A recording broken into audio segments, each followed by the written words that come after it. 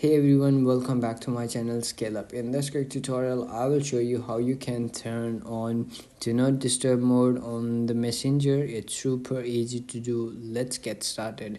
If you don't want any notification on the Messenger, if you are doing any work and you are facing too much distraction of this Messenger app, so you want to turn on Do Not Disturb mode, so let me show you how you can do it. Open up your main menu and then go to settings, and then you will see over here a bunch of options. Over here you have to simply scroll up and you will see over here notification and sounds. Click on that, and then you will see over here on the top a do not disturb mode option over here. So you have to do is click on that toggle to turn this on and set the time when you are free, or the hours when you are free to auto turn off this option over here.